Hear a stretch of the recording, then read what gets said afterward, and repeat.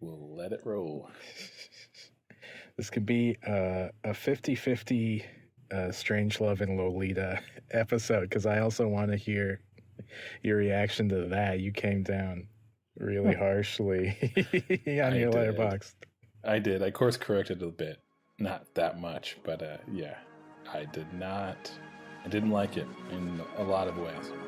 For many reasons. Yeah, I did not. Didn't have a great time.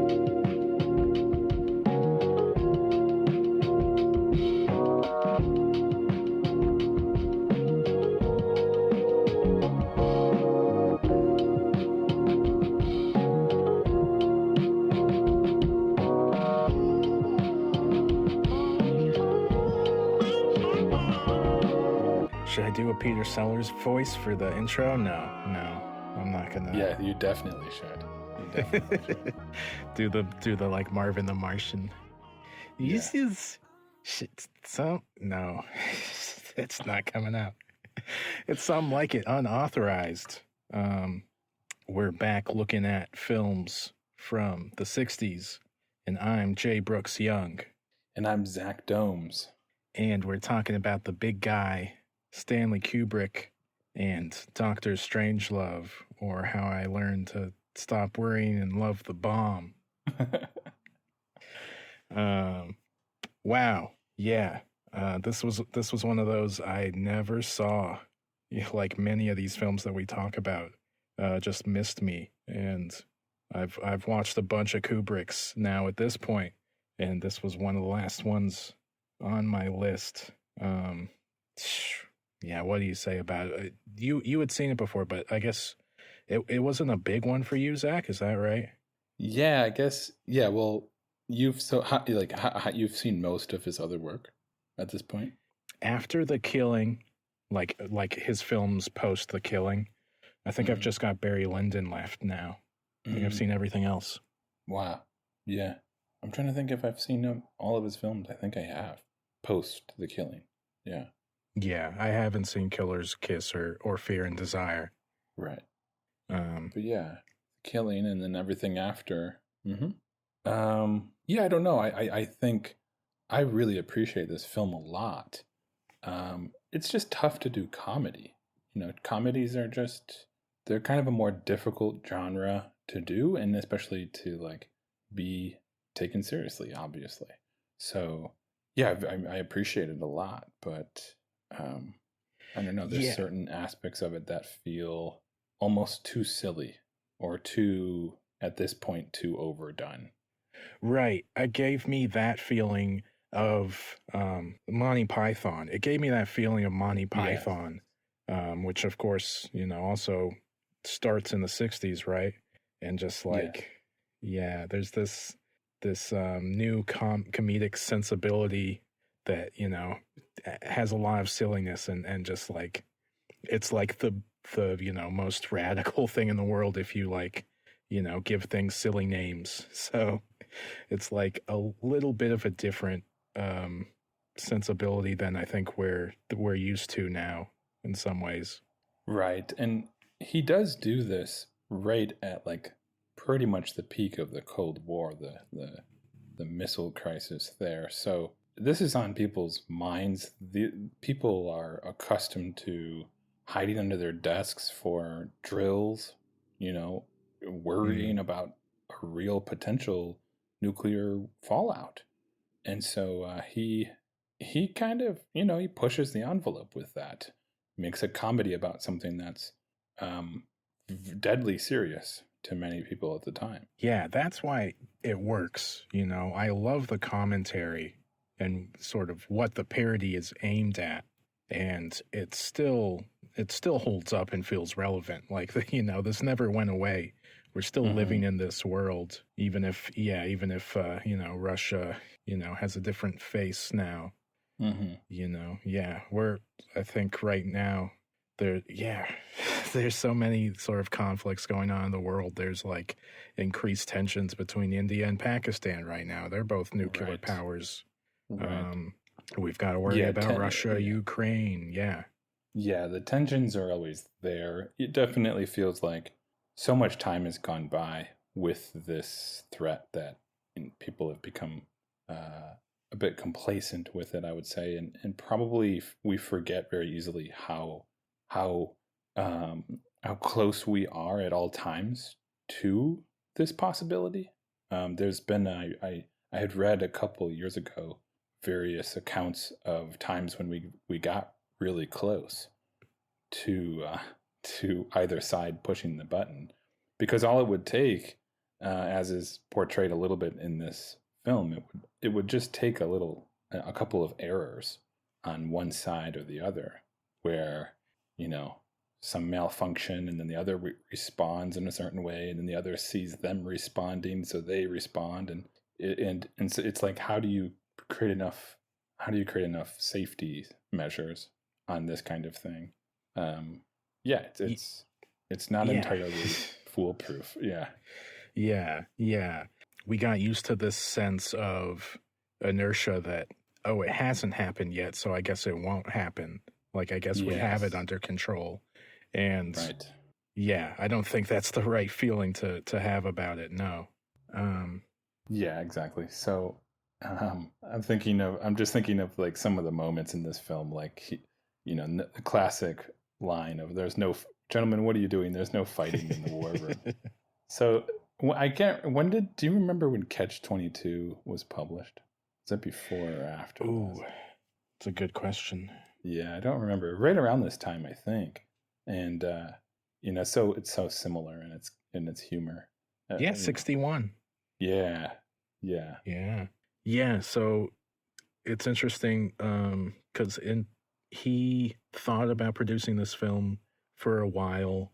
I think it's a 1957 or 58 book that he originally options with the idea of making a sort of serious film about this. And, eventually someone does make a serious film about this in the same year, Failsafe. But yeah, at some point he decides the message and everything that you get across in this film can be done comedically, and maybe that's even a better way to do it.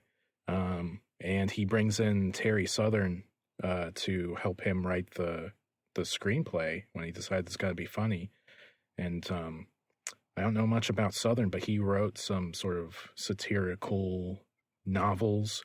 He was kind of in the beat scene in New York, and in the 60s he ended up in London, working on this with Kubrick. But that's interesting to think about, that you have that kind of beat counterculture informing this this satirical look and this sort of stabbing fun at the powers that be. Yeah, there's more picking on Russia than there is America to some degree. At least it's a little more overt, which is probably part of the way you get something like this passed through the censor committee, whoever those people are, that makes sure that there's nothing too overt going on here. So he includes plenty of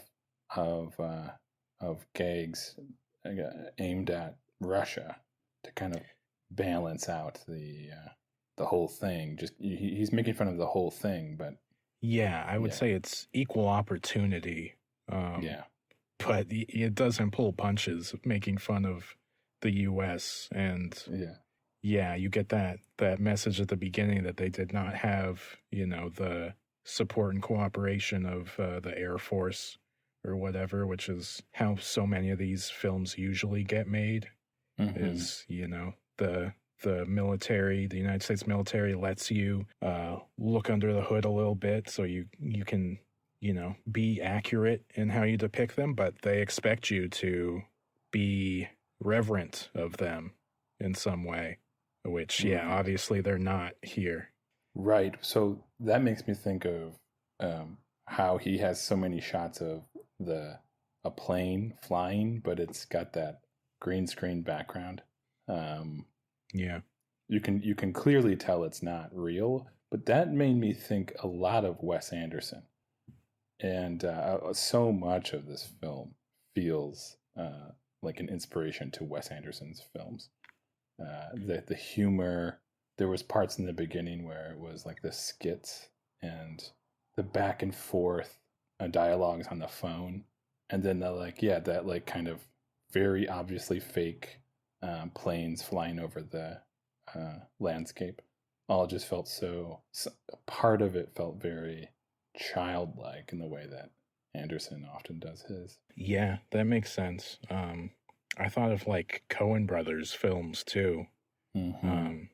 And there's like a through line from like a Billy Wilder film, something like The Apartment, to this, to Coen's, where you're kind of being very cinematic, and like you have these huge sets like you have in The Apartment and The War Room in this. Some comedies before this, I think, were very sort of like theater. You had kind of a stock set, and they were kind of just flat. You'd have a wide shot and just let some comedic skit play out that you could see on a stage somewhere. Mm-hmm. Almost like it was just transplanted onto a film. But this sort of thing, it's being more cinematic, and it's incorporating kind of drama and different things in an interesting way. Yeah. Yeah, it's true. Peter Sellers.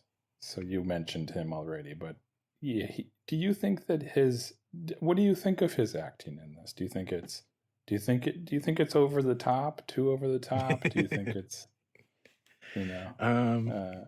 he's doing a lot in every sense of the word. Yeah.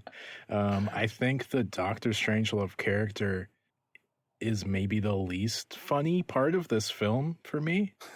Yeah. Ironically enough.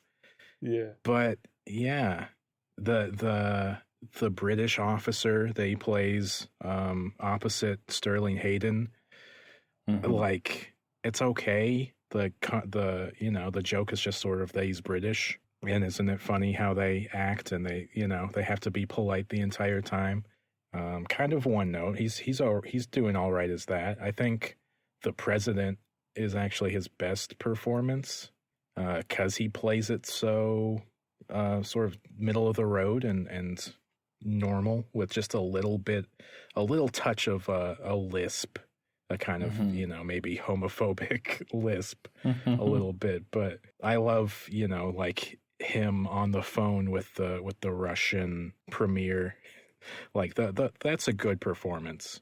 But like, yeah, when he's doing Doctor Strangelove, I mean, so like Kubrick, he loved Peter Sellers, it seems, and kind of my biggest issue with Lolita is sort of the same with this film, where he's so enamored with Peter Sellers that he just kind of grinds the film to a halt and lets him just do his shtick for minutes at a time. And, that very last scene of him doing the extended, like, Doctor Strangelove thing, I don't find it, like, all that funny. It just kind of keeps going on, and he's doing the salute and, like, trying to tamp it down. It's like this really weird concept, I guess, of he's like trying to suppress his Nazism or something, but but it keeps coming out. Yeah. But yeah, it's not my favorite stuff in the film, honestly.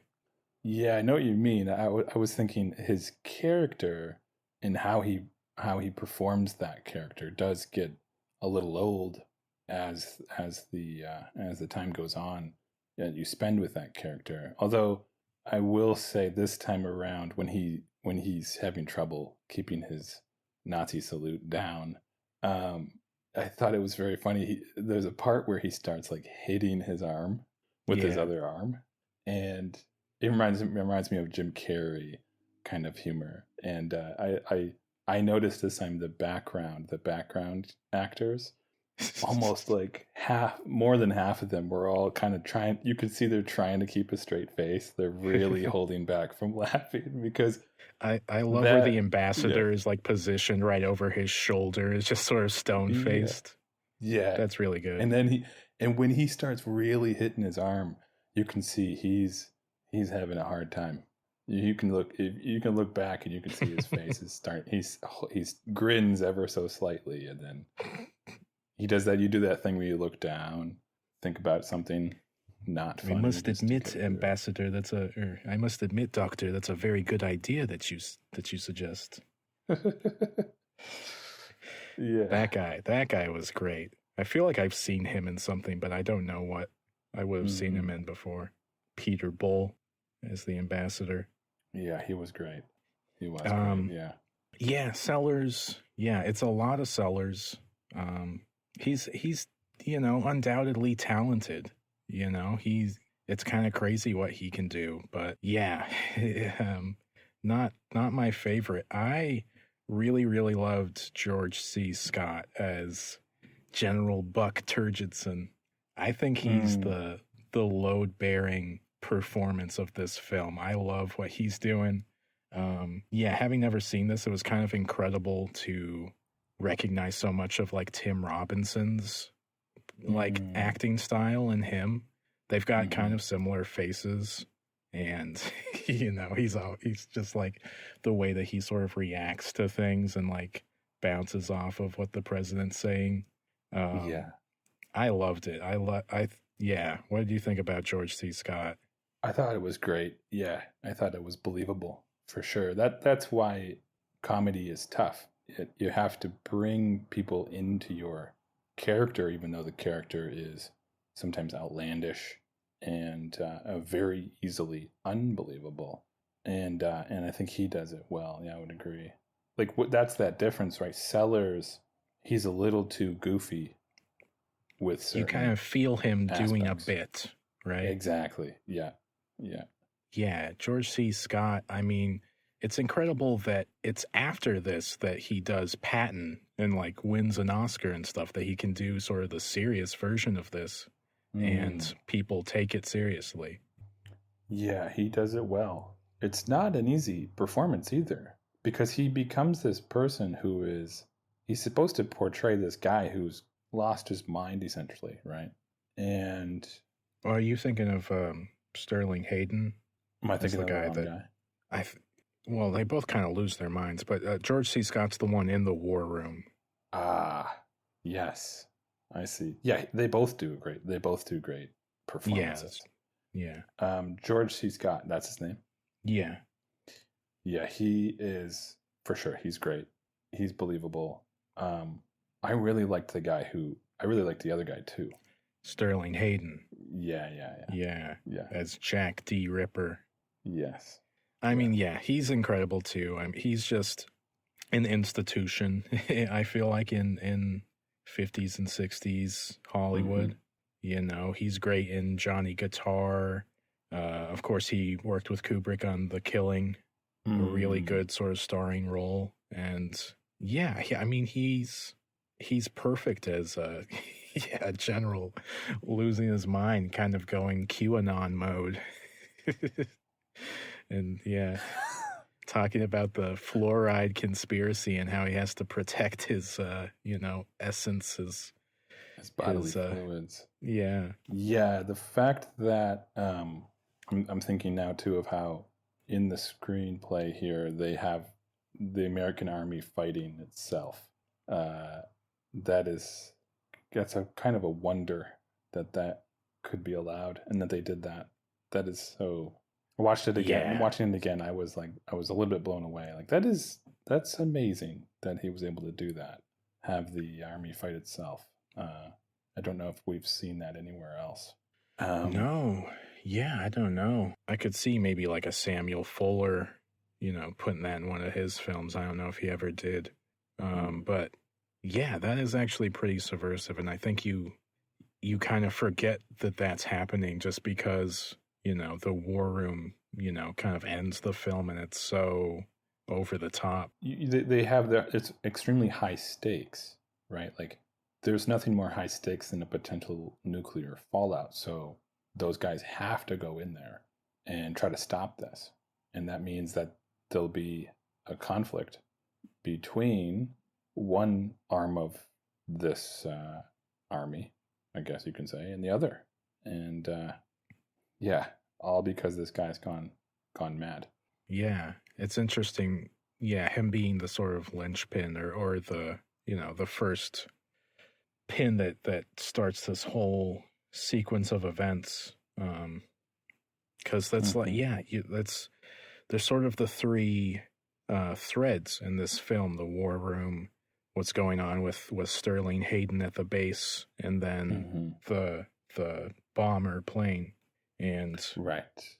Yeah, it's kind of just Sterling Hayden and Peter Sellers in that thread, but you get Sterling Hayden in that part. It's terrific. Yeah, and then you have the pilot, so committed. I don't know if he's a pilot or a commander or whatever. So committed that he goes down to where the bomb is, and drops down with the bomb, rides the bomb down. Yeah. This is one of those films where like you feel like you know a lot of the touchstones before you ever see it. At least I did. Certainly I saw the images of, him riding the bomb before waving his cowboy hat in the air. But that's just perfect casting, and perfect performance. And yeah, I love any time that you kind of make fun of the sort of American, veneration of this cowboy, because it's what a ridiculous thing, what a ridiculous type of person. It's just like, by golly, we're gonna take out them Rooskies. We're gonna do it for the boys back home. That character he's replicated in a much less interesting way.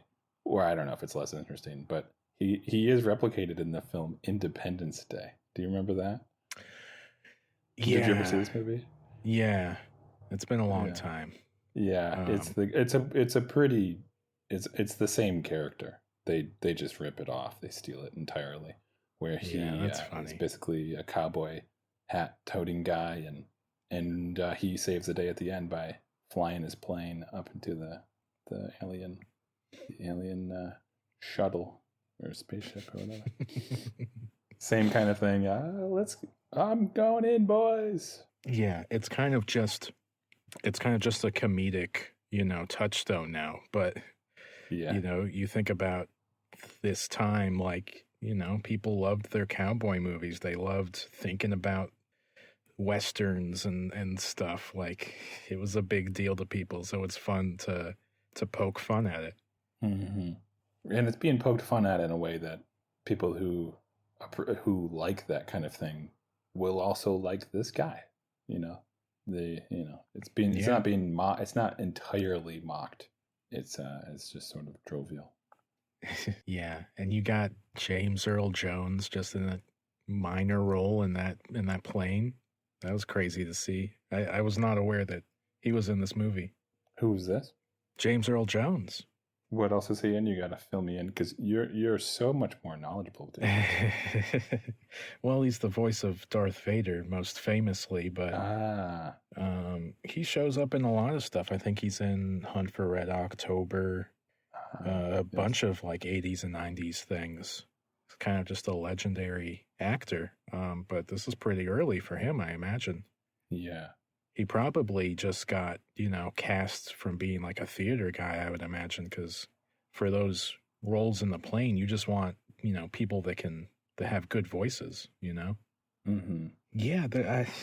it's a weird film to talk about, because it's like, I don't know, you've got the three threads, you kind of have these different funny moments, and it's a really short film.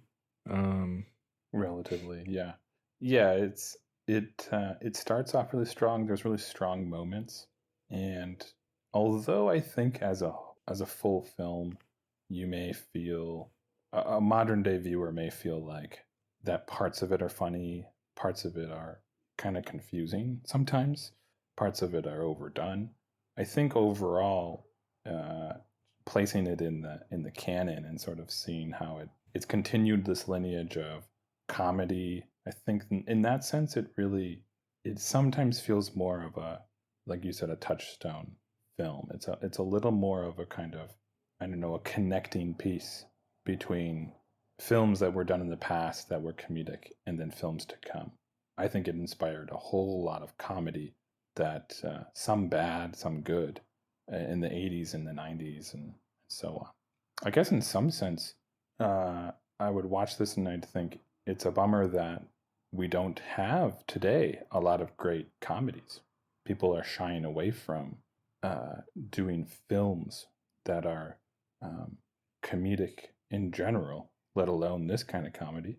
Partially because there's a lot of shows that fill that gap. Yeah, a lot of that stuff lives on television, just like, a lot of smaller adult dramas live on television. And when we do get bigger, sort of high-minded comedies, they're Don't Look Up, they're that type of thing, and it doesn't land super great. Comedy's really hard. I tend to agree with people that say, comedy's a little harder than drama, and we don't recognize really, really good, film comedy as much as we should, This is kind of a terrifically made film, but also in that sense, yeah, it's not the funniest for me. So it's like, I wouldn't put it up there with my favorite comedies, What's that Lubitsch called? To Be or Not to Be. I think when we watched To Be or Not to Be, like, I loved that. Lubitsch is kind of the king of comedy, as it were. That's sort of the gold standard for me if you're thinking about kind of like political satire. But the other part of this is it's a big touchstone comedy, but it's also kind of a new chapter for Kubrick. And he'd gotten recognition with stuff like Paths of Glory and Spartacus. But after Lolita, which is kind of a muted hit, a little bit of a muted reception for that one, this was just sort of loved and recognized as a kind of incredible feat of production, producing, directing, co-writing, and he's thought of in a different light after this film, I think. Yeah, I can see that being. Does he go on to do Space Odyssey after this, or what does he do in between? I'm pretty sure that's the next one. Yeah, it's also when he starts slowing down. Right. Yeah, he starts taking his time. Yeah. And yeah, like it feels like he, controlled as much of this film as he could, and he was very precise in making it. And that's, with this being as successful as it was, I think that made him want to work slower and more precisely on his films afterwards. Interesting. Which is one of the things he said about Lolita. Unless did you have a thought there? That's where I was going. Oh yeah. So one of the things he said about Lolita apparently is that he wished he had gone further with the film. That he felt like he didn't actually go into the themes enough. Yeah.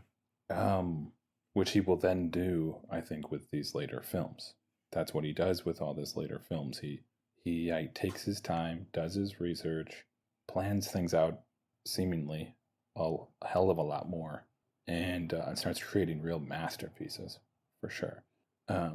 With Lolita, part of the thing for me, and I wrote this a little bit, but part of it was that it just didn't seem like the actors weren't convinced of their characters. That's just the vibe I had when I was watching it. Let alone kind of a run-on screenplay that kind of just felt like it didn't. Just felt a bit, I don't know, a little flat to me. But yeah, just so much of the acting just did not feel believable. And I thought to myself, oh, maybe that'll pass. That's just this particular scene, but it just kept feeling that way.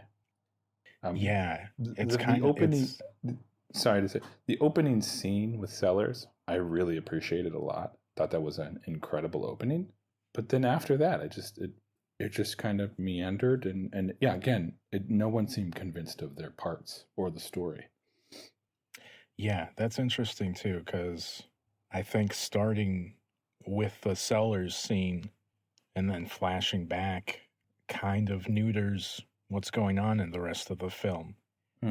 Because it's not really, I don't know, it's not focusing on the sort of suspense of what is the relationship going to be with the seller's character. You see him pop in and out of the story, but you don't really understand what it's doing, what if there are any sort of consequences to it. And yeah, you're right, the screenplay feels very unfocused, and it's a really shaggy movie. But yeah, it's like you were saying about the acting. It's in kind of a more melodramatic mode. It feels a bit like those Rock Hudson movies, those sort of 50s melodramas. It's interesting. I wouldn't say I really bought the performances, but it was entertaining to me at certain points, and I thought there was kind of a good film, a good idea in there of making something sort of over the top, but then incorporating this, really insidious, kind of grotesque story into that.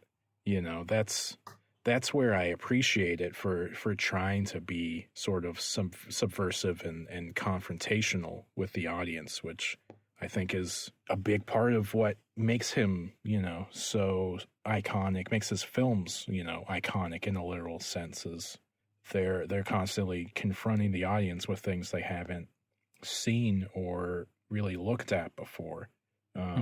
Like you said, his later films, especially something like A Clockwork Orange, are really trying to do a similar thing as Lolita, but they, just a few years later, you're able to get away with so much more in a film and, actually be effective in doing that. You can kind of focus in on what's happening with the James Mason character in Lolita and how gross that is for parts of it, but it is lacking some bite.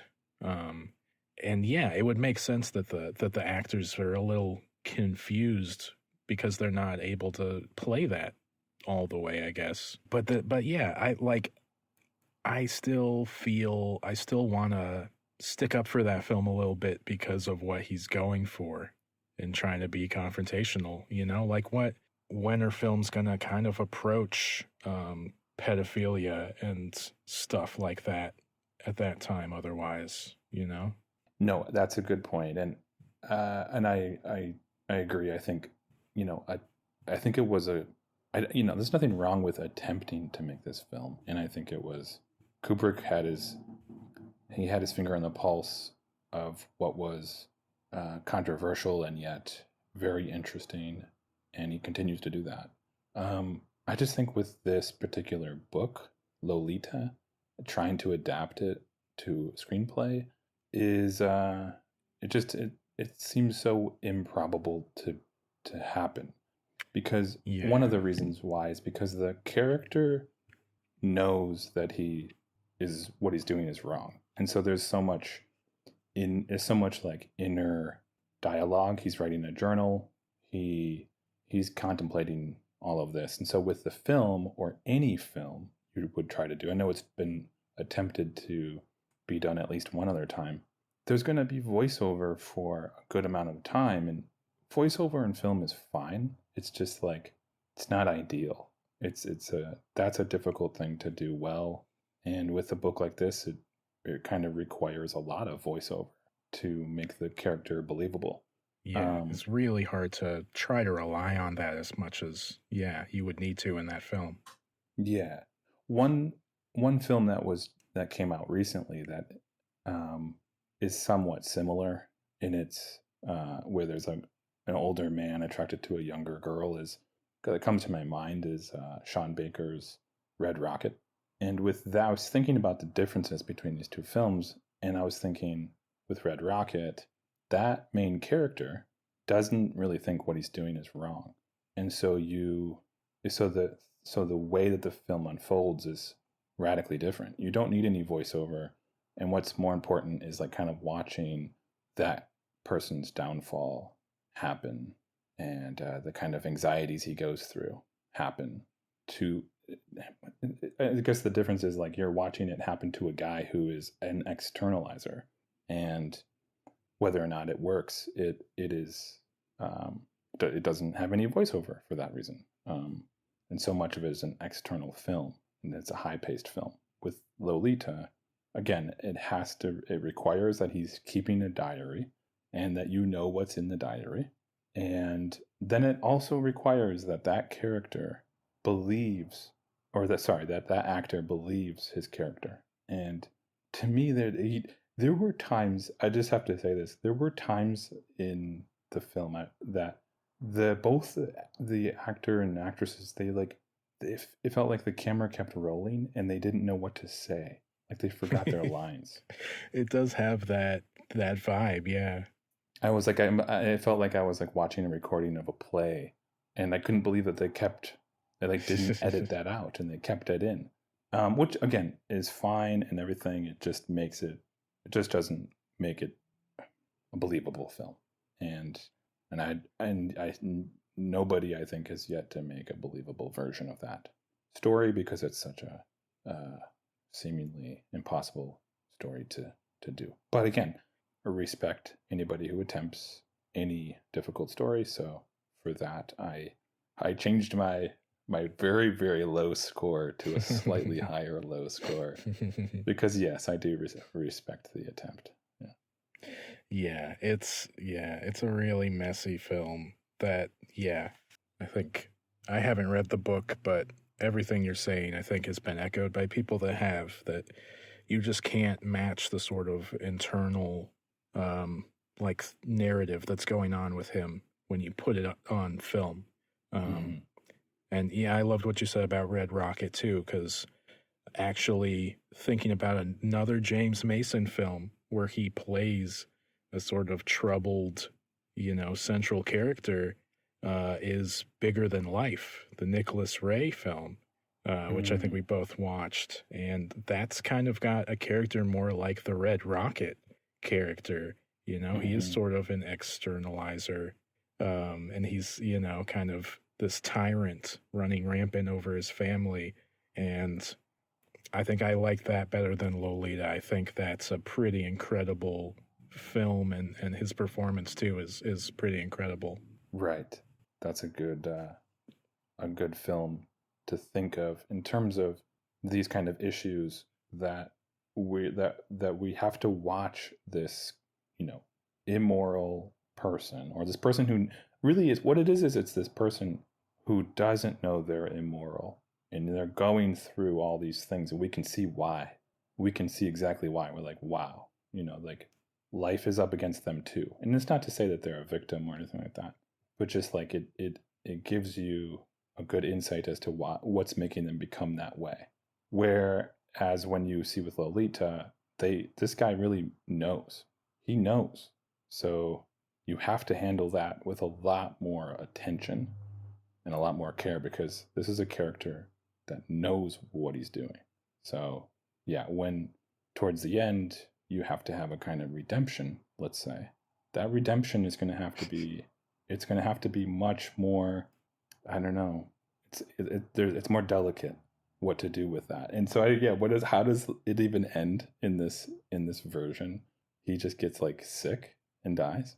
Yeah, right. Isn't it like a title card at the end? Just like, yeah. And he died off screen, like something crazy like that. That's not great. See, that's just not great either. No. Yeah, I've heard people talk about that sort of redemption scene when he like goes back and sees her again and she's kind of moved on. I've seen people talk about like, oh wow, so powerful. And yeah, that felt very flat to me. Yeah. I don't know. Yeah, it felt flat. I mean, yeah, I can see that. Like, I can see his struggle to kind of, it's this struggle to retain your youth again, to like reclaim youth somehow. I watched High Sierra, and that film does the same kind of thing. Bogart's character is like infatuated with this like young girl, and just seems a little, again, yeah, it's a strange issue, and it's an issue, like you said, who's doing it at the time. but it just felt a little careless at times. Both those films, with both High Sierra and Lolita. But Yeah. to me, I don't know what Kubrick's mind was at the time, where his mindset was, but it feels like that is a pretty classic trajectory to go from like this super serious topic, really, really improbable film to make, to Dr. Strangelove. You know, like with Dr. Strangelove, you're like, let's just have fun. Let's relax. We just did this super difficult project that probably wasn't received well. I don't really know. And kind of being like, okay, let's draw up a comedy and have some fun now. Yeah, that makes a lot of sense. And yeah, it's for the time, I think it's more confrontational. It's like interesting, the sort of boundaries it's pushing in the middle of the Cold War, and talking about just the hubris of the American imperial like superstructure, and them butting heads with Russia, and us all just like being helpless pawns in the middle of it. Yeah, I don't know. It's fun. It's a fun film, but yeah, for me, Kubrick looms large because of the films that come after this. Right. I guess I'm curious. Do you know where it is on the Sight and Sound list, and if it is? Yeah, it is. It is on there. Let's take a look. Because I'm thinking, if you were asked to cast a vote for a Kubrick film, I'm really curious about those individuals who would cast a vote for this particular one over the others that he would later do. So this is interesting. It's 196 on the critics poll, 46 on the directors poll. See, that's why I think. I mean, we named Coen Brothers, we named Wes Anderson. I think that they vote in those directors, but it has inspired so many people. Yeah, you got votes from Oliver Stone, Roger Corman, Michael Mann. Like, it's an incredible feat of directing and producing and bringing this, this vision to fruition. Yeah. And again, again, not needing to be done well in terms of graphics. The guy riding the rocket, the planes flying over. There were moments that it was, incredible. There was an incredible set for the war room, but then there were times where it was just silly, even for the time, And I think what that means is like, as long as you draw people in with this story, and you're convincing them of the high stakes, and yet at the same time you're having fun, like walking that fine line between like creating a believable story and yet having fun the whole time. That to me is Wes Anderson for sure, where the whole time it's just you're watching this kind of silly play-like performance that's really stylized, and yet you're like rooting for certain characters, or you're not. You're caught up in the story, even though it's silly somehow. Yeah, but it really holds your attention the whole time. Yeah, that's where it's like there's kind of not a formula for that. You've got to have your finger on the pulse the entire time. And yeah, it's incredible from like that opening, like you mentioned, that you have the sort of suspense of finding out what's going on and what the deal is with the Sterling Hayden character, to then, having as much fun and having it be so silly in the war room and all that stuff, and the verisimilitude of the pilot of the plane stuff, and like it's kind of crazy how it all comes together. Somehow it all kind of comes together. One question I wanted to put to you was if you remember what your first Kubrick was. Good question. I'm gonna guess that it was The Shining. Yeah. I think I saw The Shining when I was in college. Um, it would have been The Shining or Clockwork Orange, one of those. Yeah, Interesting. yeah, early college. Um, and I also, you know, I don't remember being. I remember with The Shining, I loved it a lot, and I've horror has been a genre that I've struggled with. I never really loved horror until more recently. I've been getting into it, but The Shining was a horror film that I did love, and in a way, it even kind of got me into horror a bit more because of how creative and kind of how different it was from what I'd seen. Yeah, yeah. I think that film succeeds because there's the story in the middle of it that feels very real about abuse, about a father, abusing his family, Mm-hmm. that sort of, goes beyond, the sort of fantastical horror elements, and that's where he's really confronting the audience again. And I don't know, making that feel so real in a way that you don't get in a lot of films. And Mm-hmm. I think that's why that film persists and why it's so iconic. It's like, it's almost like if you think about, abusive fathers or husbands, it's possible your mind's going to go to the Jack Nicholson character because it's so real and sort of unlike anything else you might see. Mm-hmm. I think that it was either that for me, The Shining was the first one, or Full Metal Jacket, because I think I learned about the first section of that film. I think the drill sergeant is a favorite of preteen kids. He's like the funniest thing ever when you're young, but of course how the first part of that movie plays out is incredible and kind of just like a perfect short film on its own almost. Mm-hmm. Yeah, so good.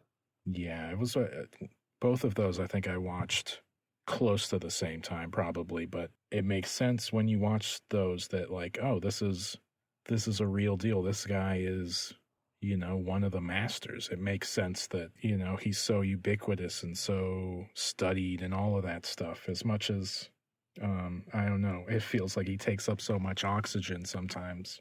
And, Mm-hmm. there's sort of a fandom that can feel kind of obnoxious. It's, he knew how to manipulate the cinematic medium, as well as anyone has ever done it. He did, and as I'm thinking of him now, though, I am thinking about how each of his films he has a certain style, but each of his films feel like an entirely different theme, and obviously with a film, you have certain intentions, and you have certain aims, but with his films, after now seeing all of them and thinking of his legacy, his the way in which he would create a film from this kind of backdrop of heavy thematic ground, I would say, like he creates this film, he starts this film project with this idea in his mind that it's going to follow this theme. It's going to be about, if it's The Shining, it's going to be about an author kind of going crazy, or the abuse of domestic abuse type thing. It kind of sometimes feels a little too rigid almost, even though it's so creative and he's pushing boundaries constantly. It's almost like he chooses themes that will push the boundary, and that sets him up for success because he's always like ahead of the curve with what he's doing. And even as amazing as his films are, there is this sense I sometimes get that like he I don't know, there's almost a sense like sometimes it's a little too clean and almost a little too perfect. Um, you haven't seen Barry Lyndon yet, and I'd be curious to see what you think of that, because with that one, that's the one film of his that I feel like I don't know, he kind of just creates a film that I don't. I hate to say like for fun, but it's his most lighthearted film. And I almost appreciate that breath of fresh air, because every other film of his can feel so almost too intentional, I guess. But again, you have to be super intentional to make these things, and because he was so intentional, his films turned out amazing. It's just sometimes it feels very, I don't know, rigid comes to my mind, but that's just that's if I was to say one. If I'm trying to think of some negative critique or something to say against him, but it's nearly impossible to do. That's rigid is a word I would use to describe Eyes Wide Shut. Like, I think that resonates most with that film for me. But I feel like he finds interesting sort of spontaneous sort of fluidity in his other films, and like something like A Clockwork Orange, like, I don't know, it feels very unbound, like for sure.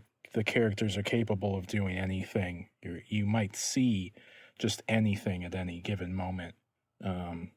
So that's interesting to A Clockwork Orange is definitely that is not a rigid film by any means, and that one I think I agree. I guess agree that I guess it's kind of I don't know. 2001. You just then maybe feels more rigid. It's like his intention. At least this is after having watched all of his films too. It's like I now see the intention that he had in his research and creation of it. Very like more so than other directors. Like if I was to think of somebody like, I'm just thinking of Tarkovsky. I'd have no idea with a director like him. With his films, you have no idea, really. It's the opposite side of that. It's like when he was researching and preparing for his film, I love the mystery of not knowing exactly how he was preparing for the film, what he was looking at, researching, thinking of, intending for when he was going to create that film, whatever film it might be. And with Kubrick, like you're saying, like his last film, Eyes Wide Shut, it's so obvious what he's trying to do, and sometimes that can get in the way just slightly. It slightly takes me out. We are with Tom Cruise at a Illuminati party of some kind, and I'm just slightly taken out by the fact that I know what Stanley's trying to show us. He's trying to do, Yeah. So you're more Solaris. You're more of a Solaris guy than a 2001 guy, I guess is what you're saying. No. I'm merely dredging up any possible critique I can have of the guy, but I'm definitely a fan of both for different reasons. And when it comes to their science fiction, I have to watch Solaris again, I think. That's what I'll say. I just have to watch that one again, because as of now, 2001 is my favorite.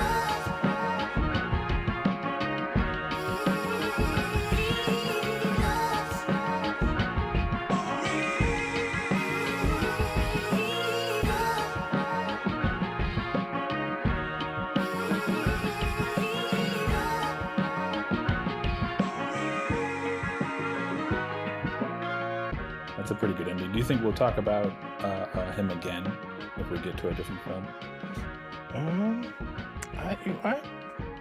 We can leave it open, Yeah, maybe Barry Lyndon, since you haven't seen it.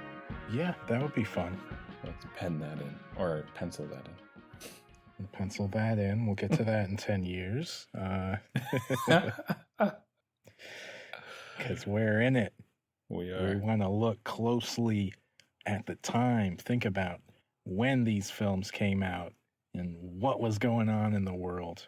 That's right. And that's why next week we'll be staying in 1964 and we'll be talking about Red Desert from Antonioni. Mm-hmm. That's right. We've watched his trilogy, which he did right before this. And you watched Red Desert at a screening recently, and I will be watching it soon this week. So that's terrific. That'll be fun next week. That'll be great. He's a big deal, and yeah, these are interesting films to think about. Yeah, that's right. Okay, so until next time, it's been good. It's been real. It's been real. Check us out on Letterboxd. Oh yeah. Yeah, links in the description. Oh my God, like and follow, all those things. We should start saying that. We should start saying that. No. You have to. No, we shouldn't. No. Okay, we won't. You want to tell people to give us 5 stars on Apple Podcasts or whatever? Is that what you want to do? 5 stars. 5 stars. Leave a comment. Leave a review. Send a letter.